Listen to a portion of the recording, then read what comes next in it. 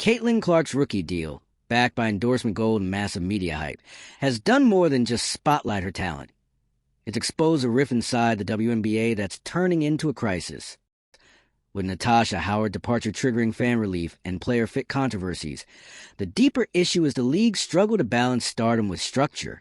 Clark's presence amplified viewership, but her meteoric rise now shines a harsh light on outdated salary caps, dysfunctional roster moves, and a leadership team scrambling to keep up with the sport's explosive growth. If you're here for the real story and not the filtered version, subscribe. And if you're sticking around for the next meltdown, you better definitely subscribe. This is more than a player drama. It's a systemic reckoning. As Clark becomes a face of a league plagued by stalled negotiations and rigid financial models, her deal is no longer just about one star. It's a symbol of how far behind the league has fallen in fairly valuing its talent. If WNBA leadership can't reform how teams are built, how salaries are structured, and how stars are supported, they risk more than a lockout. They risk breaking the very momentum Clark helped ignite. Caitlin Clark's salary deal was supposed to be a turning point, a celebration, a sign that the WNBA was finally catching up to the moment, paying its most visible star something that resembled market value. Instead, it sparked a backlash, not just from fans and analysts, but from inside the league itself. Now, the WNBA is facing serious accusations: structural inequity, player mismanagement, and, most explosively, racism. The backlash didn't come out of nowhere. It's been simmering for weeks. And Clark's new deal just threw gasoline on the fire. Because while she's securing a high-value contract, licensing deals, and brand partnerships, the league's long-standing veterans and high-performing players are still locked into salary structures that feel outdated, unfair, and wildly disconnected from the sport's new commercial reality. And now the conversation's reached a boiling point. People aren't just asking why Clark's getting so much attention. They're asking why. In a league where black women have carried the sport for decades, the rise in salaries, the media spotlight, and the licensing windfall seem to be happening now, when a young white rookie steps onto the court. The optics are bad. The numbers are worse. And the league's leadership doesn't seem to have a clear answer for any of it. Let's talk about what actually triggered this. Clark's recent salary arrangement was already controversial.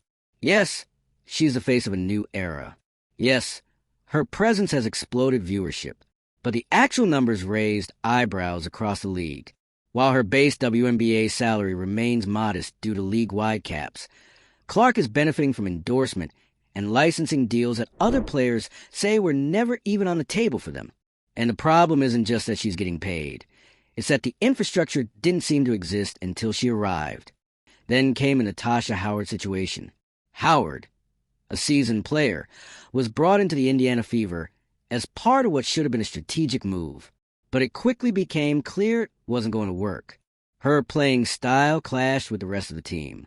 Her presence on the court disrupted the balance.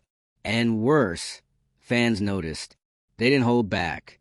They weren't just frustrated, they were vocal. Some even celebrated her departure, saying they'd rather see her play overseas and stay on a team trying to build around Clark's development. That's not a small detail. That's a red flag. It highlights a deep disconnect between player fit, coaching strategy, and team-building logic. And while fans were happy to see the roster recalibrated, others were asking the uncomfortable question: would this reaction have been the same if Howard wasn't a black veteran being shifted aside for a white rookie's rise?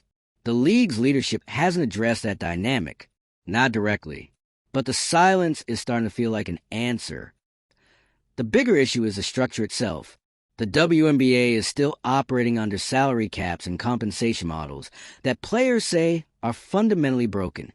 While there are talks of increasing the max salary to $1.1 million, the reality is more complicated. Base salaries hover around $800,000 for top stars, and even that number includes performance incentives. Most players make far less. And meanwhile, the revenue the league is pulling in from endorsements, licensing deals, and rising ticket sales isn't being shared the way players say it should. That's what's fueling the tension. The players aren't just asking for raises. They're demanding a shift in how money is distributed. They want a revenue-sharing model like the NBA, one where they get a cut of the growth they're helping generate. But instead of progress, They're facing slow negotiations and vague. All of this is unfolding under the shadow of an expiring collective bargaining agreement. A temporary 30-day extension was granted, but time is running out. If a new agreement isn't reached soon, the league could face a lockout. Worse, the 2026 season could be canceled entirely. This is not just a salary dispute. It's a crisis. A crisis made worse by timing. Because while Clark is being celebrated and leveraged as the league's savior, the underlying economic model still undervalues the very athletes who built the WNBA's foundation. And those athletes are noticing. They're speaking up. They're watching as a new wave of commercial success washes over the league, but doesn't reach everyone equally. That's where the accusations of racism start gaining traction. They're not rooted in Clark's presence. No one's blaming her for taking opportunities. The issue is about structural favoritism, about how the system suddenly became more flexible, more profitable, and more marketable when the face of the league changed. Players are asking why it took this long for revenue opportunities to emerge, and why those opportunities didn't arrive when they were breaking records and winning. Meanwhile, fan pressure is intensifying. Howard's departure from the Fever wasn't just a front office decision. It was driven by fan sentiment.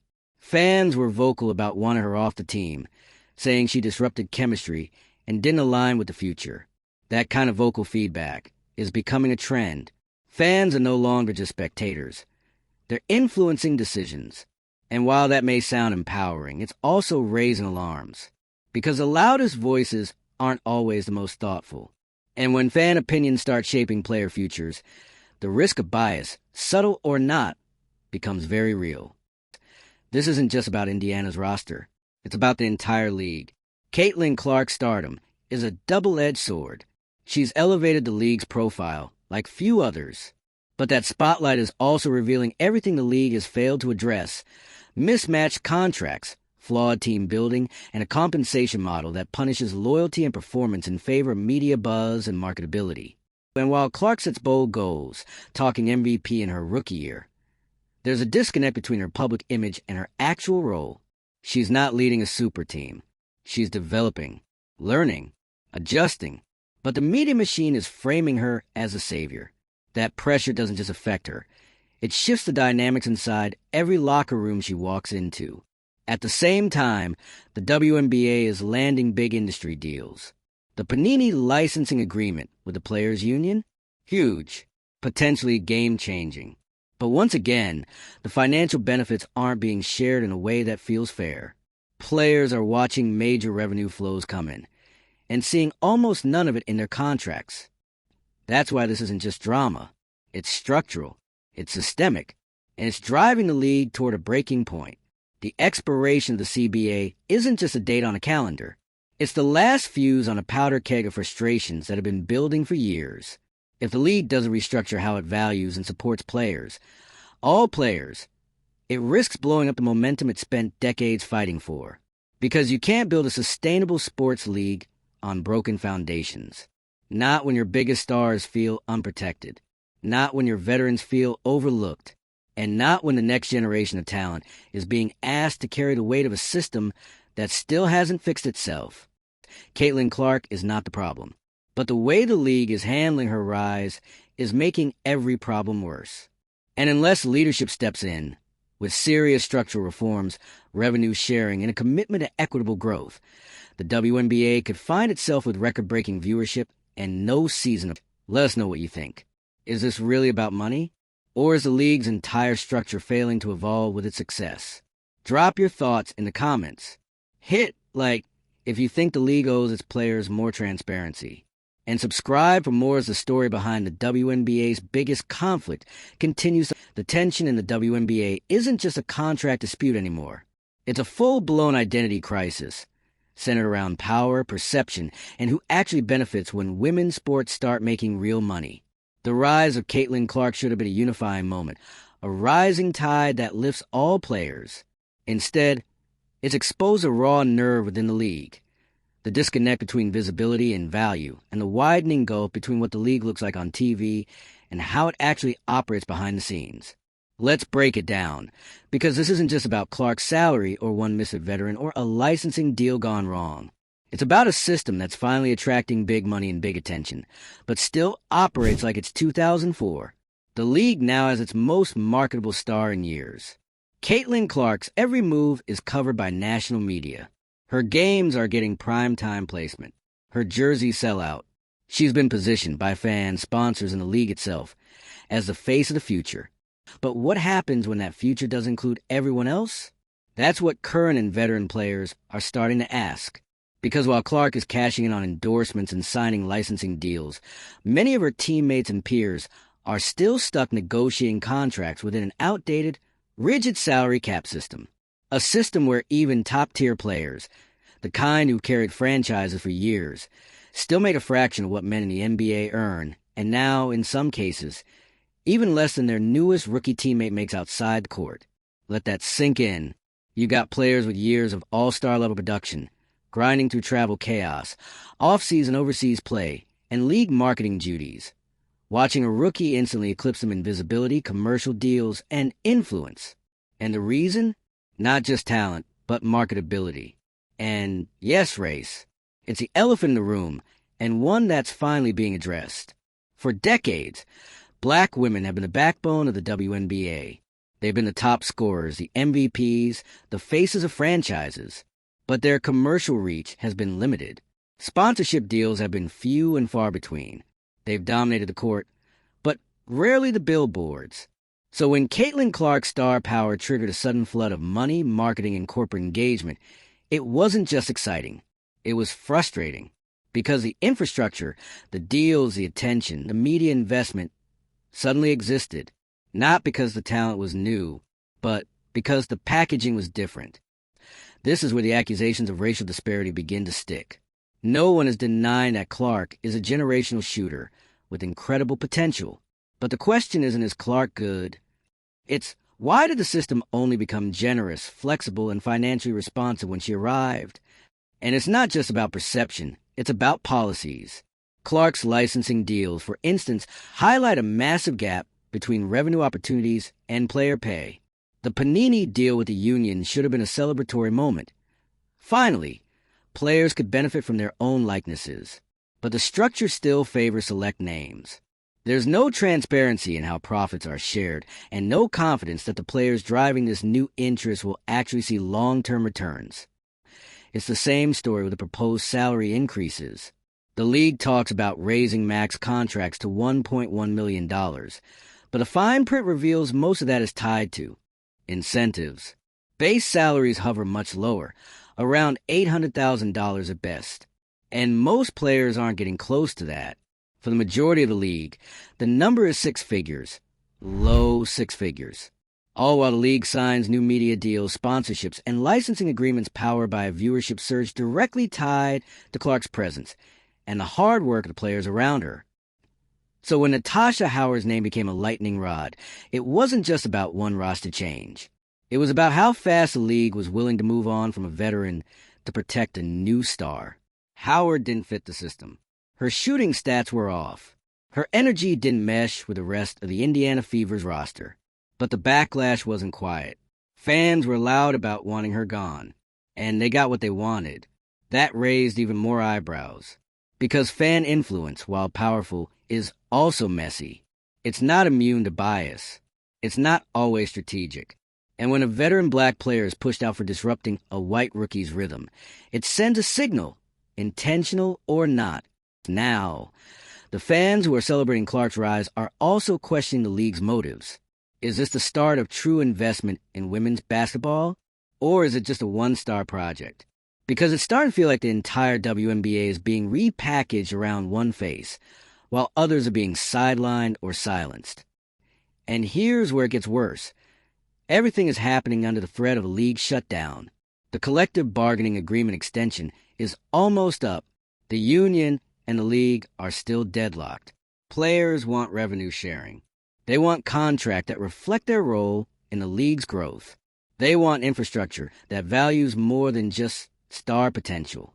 But the league? Still dragging its feet. The risk isn't just another bad faith negotiation. It's a lockout, or worse, the cancellation of the 2026 season. A full shutdown during the biggest moment of cultural relevance the league has ever had. That would be catastrophic. Sponsors would walk. Fans would check out. The narrative would collapse. All the momentum Clark helped build, and all the groundwork laid by players before her, gone. And the public wouldn't see it as a labor issue. They'd see it as the WNBA collapsing under its own weight. This isn't just about preserving one season.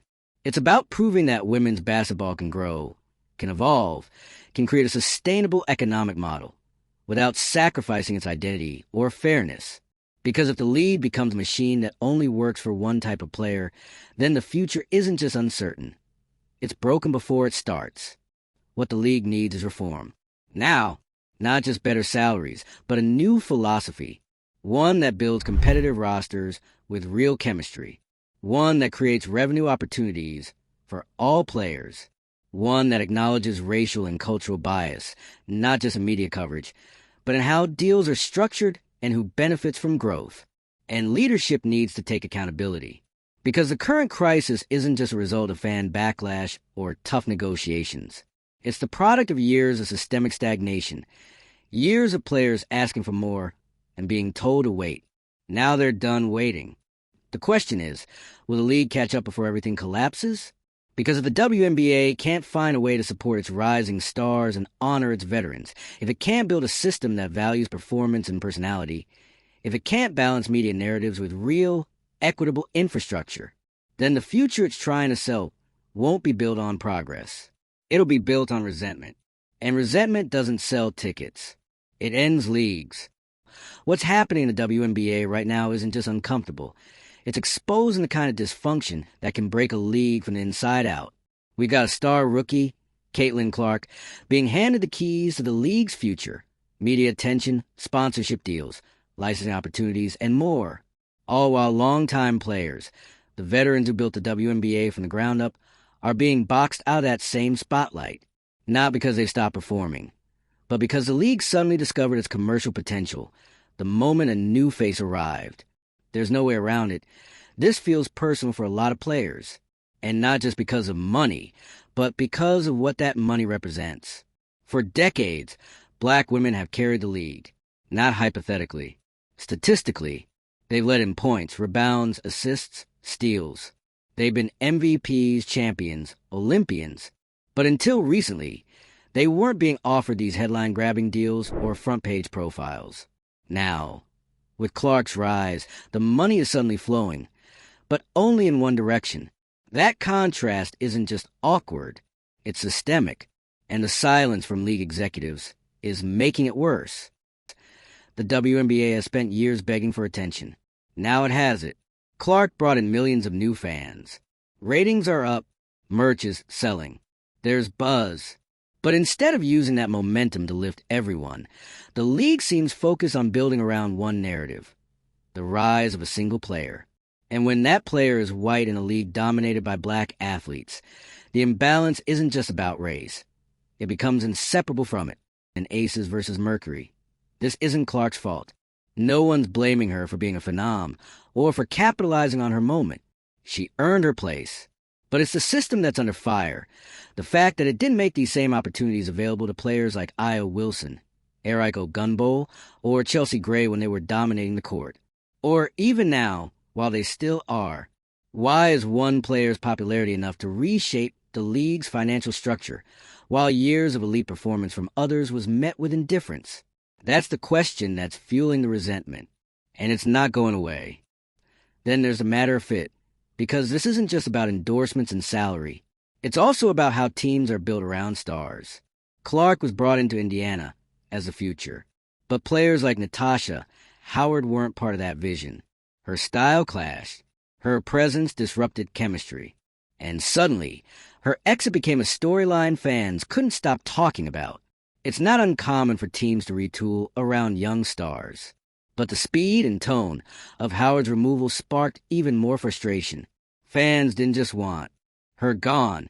They cheered her departure. They told her to go play overseas. That kind of reaction doesn't come from nowhere. It reflects deeper dynamics about who fans think belongs on a team built around a rising star. And once again, the optics are rough. A black veteran forced out to protect the rhythm of a white rookie. Whether it's about chemistry or not, the way it played out sent a message, one the league never addressed. Meanwhile, negotiations with the players' union are still stuck. The CBA extension clock is ticking. Players want revenue sharing. The league wants control. And in the middle, a fan base that's finally paying attention and watching the league fumble the biggest opportunity it's ever had. There's real money on the table now. Sponsorships, licensing, broadcast deals. Growth is here. But the league can't seem to figure out how to manage it without alienating its own players. And that mismanagement is threatening not just the current season, but the future of the entire WNBA. If a deal isn't reached soon, the 2026 season could be canceled. Let that sink in. The league finally has mainstream buzz, and it might voluntarily shut down. All because leadership refuses to restructure its model to match the reality of modern women. It's maddening. The players are asking for fairness, for a system that grows with them, for recognition that goes beyond token gestures and performance bonuses. They want structural change. They want the same infrastructure the league suddenly found when Caitlin Clark showed up. And if they don't get it, then all of this, the rise in ratings, the endorsement boom, the merchandising gold rush, it could disappear just as fast as it came. Because the truth is, fans love stars, but they stay for teams, for rivalries, for authenticity. If the league loses that, it loses everything. So what comes next? That depends on whether the WNBA is ready to face the real problem. Not Clark, not Howard, not individual personalities, but a system that's out of sync with the moment it's trying to capitalize on. Let us know what you think in the comments. Is the league exploiting its own players to cash in on one superstar? Should the WNBPA hold a line for revenue sharing, or is a lockout too big a risk? Like this video if you think it's time for real change, and subscribe for more deep dives on the biggest stories shaking up the world of sports. This story is far from over.